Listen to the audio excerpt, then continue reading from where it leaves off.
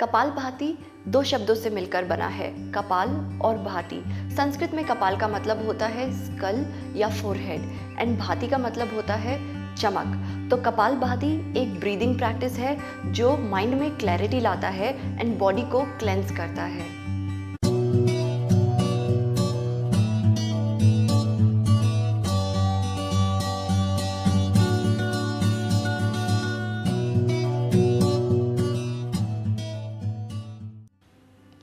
Hello everyone, welcome to योग बेला। I am प्रीति।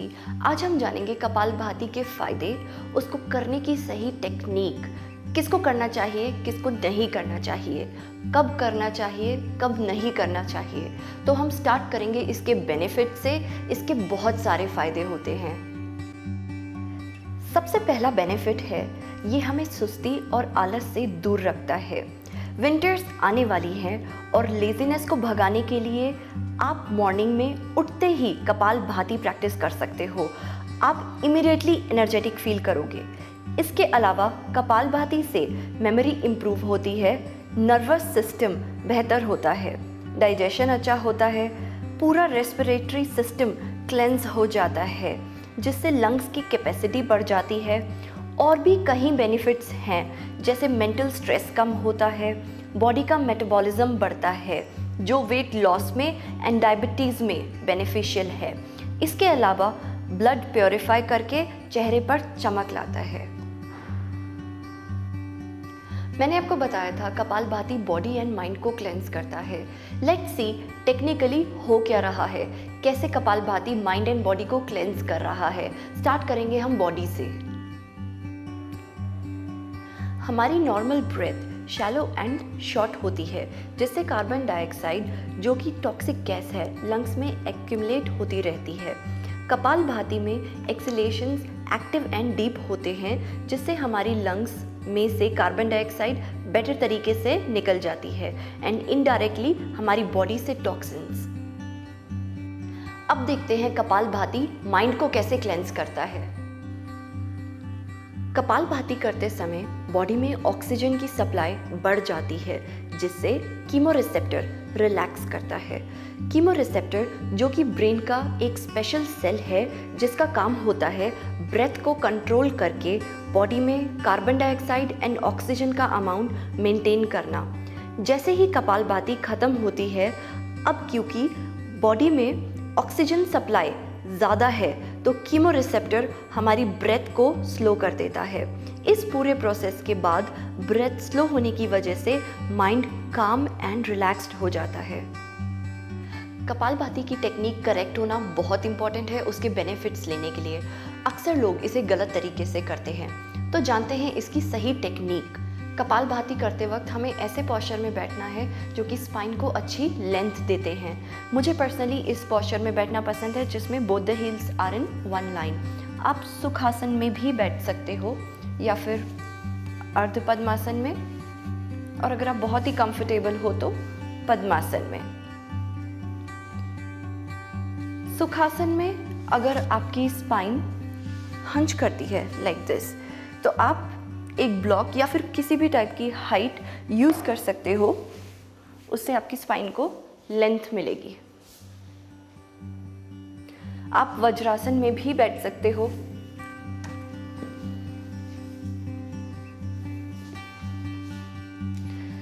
जब आप वज्रासन में बैठ रहे हो, अगर आपके हील्स और हिप्स के बीच में स्पेस है तो आप कुशन यूज़ कर सकते हो,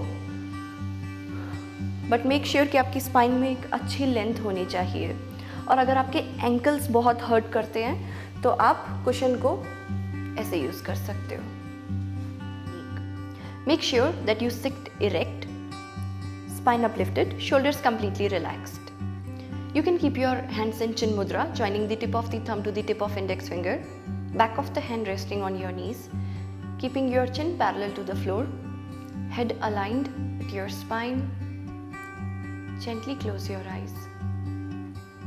Your facial muscles completely relaxed. एक गहरी सांस से स्टार्ट करना है। एक्सलेशंस एक्टिव होंगे एंड आपका सारा फोकस भी एक्सलेशंस पर ही होगा। इनहेलेशंस पैसिव होंगे। अब्डोमिनल मूवमेंट को चेक करने के लिए आप एक हाथ अपने एब्डोमेन पर रख सकते हो। एवरी टाइम जब आप सांस छोड़ोगे तो अब्डोमिनल मसल्स पुल होंगी एंड एक्टिवली कॉन्ट्रैक्ट करेंगी। चेस्ट में कोई मूवमेंट नहीं है। एक्सलेशंस एक रिदम में होने चाहिए। आप अपनी प्रैक्टिस स्टार्ट कर सकते हैं विद 20 एक्सपल्शंस एक राउंड में, धीरे धीरे 40 to 50 एक्सपल्शंस एंड देन 80 to 100 तक जा सकते हो।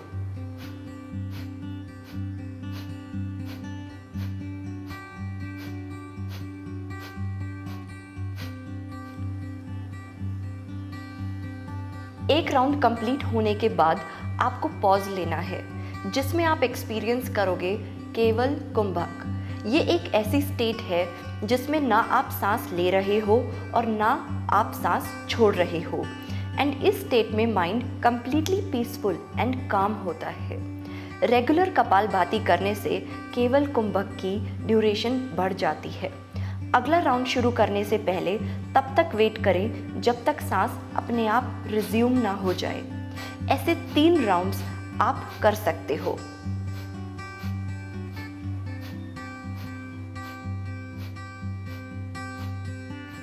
अगर ये टेक्निक कपालभाति की आपको नहीं समझ में आई एंड आपसे नहीं हो रहा तो मैं आपको एक ट्रिक बताती हूँ। अज्यूम करो आपके सामने एक कैंडल है जलती हुई और आपको उसे फूंक मारकर बुझाना है। तो जब आप फूंक मारते हो तो आपकी अब्डोमिनल मसल्स कॉन्ट्रैक्ट करती हैं लाइक दिस। सो आपको ये मूवमेंट बार बार करना है एंड जब आपको ये इसमें परफेक्शन आ जाए तो फिर आपको यही सेम चीज, सेम एक्टिविटी आपको नोज से करनी है।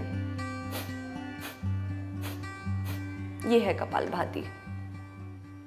3 चीज़ों का हमें ध्यान रखना है। प्रैक्टिस करते वक्त शोल्डर मूवमेंट नहीं होना चाहिए लाइक दिस, ये सब नहीं होना चाहिए।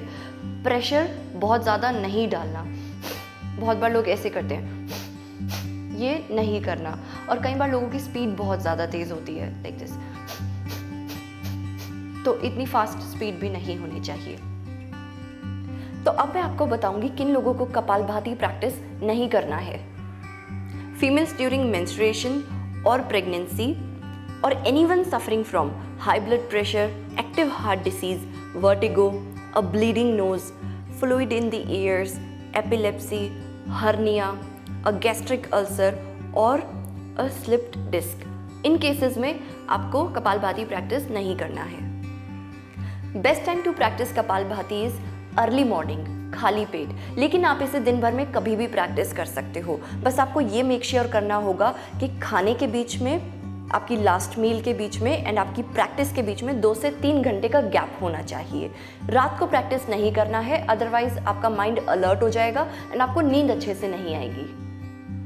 कपालभाति से रिलेटेड सारी इन्फॉर्मेशन कवर अप करने की कोशिश की है मैंने इस वीडियो में। अगर आपके फिर भी कुछ डाउट्स हैं या फिर आप कुछ इन्फॉर्मेशन मेरे साथ शेयर करना चाहते हो तो please share in the comment section. अगर आपको ये वीडियो अच्छा लगा तो लाइक एंड सब्सक्राइब करना ना भूलें। I will see you next Wednesday. Thank you.